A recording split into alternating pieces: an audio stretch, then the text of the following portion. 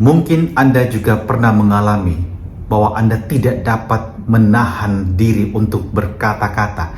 Anda tidak dapat menahan diri untuk meluapkan sukacita. Ya, mengapa harus disembunyikan?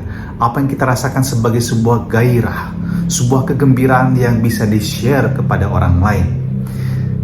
Beberapa waktu yang lalu saya merayakan 10 tahun V-Day, komunitas di mana para alumni Priskat, pria sejati Katolik, wanita berhikmat Katolik, patriot, young men, mereka semua membentuk satu komunitas dan mereka merayakan pada tanggal 11 yang lalu ulang tahun mereka yang ke-10.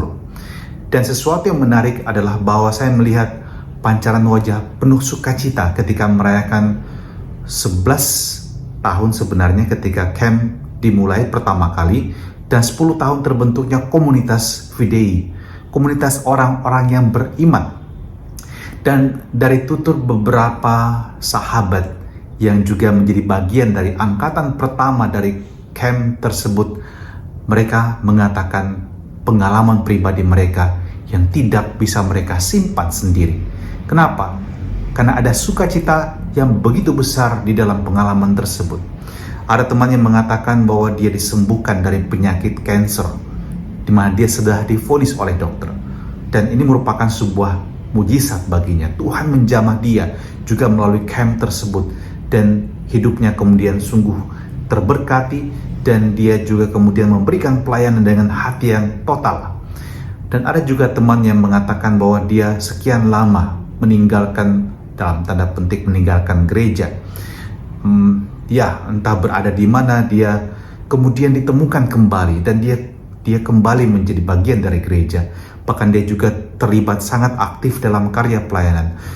Sebuah kesaksian yang luar biasa dan saya yakin kita pun punya kesaksian tentang hidup kita yang mestinya kita bagikan kepada orang lain. Untuk apa kita membagikan luapan kebahagiaan ini? Tentu sangat penting kita mengekspresikan diri kita. Jangan diam-diam saja, Anda mengekspresikan diri Anda. Dan ketika Anda mengekspresikan diri Anda, ada kebahagiaan yang meluap keluar lebih banyak lagi. Dan luapan ini sesungguhnya adalah berkat untuk orang lain. Kenapa? Anda dapat inspiring others. Anda bisa memberikan inspirasi kepada orang lain. Mendengarkan cerita mereka, Anda terinspirasi untuk kemudian melakukan sesuatu. Seperti saya memberikan kepada Anda renungan pagi hari ini, saya terinspirasi dari cerita sahabat-sahabat saya dalam komunitas V-Day. Dan kemudian mungkin juga Anda dapat menggerakkan orang lain untuk melakukan sesuatu.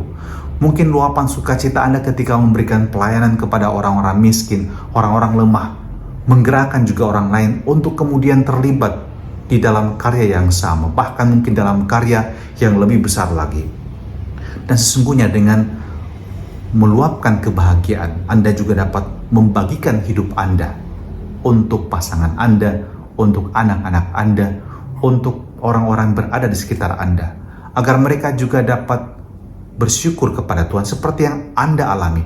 Mereka juga diajak untuk bersyukur kepada Tuhan untuk begitu banyak berkat yang sebenarnya diterima setiap hari.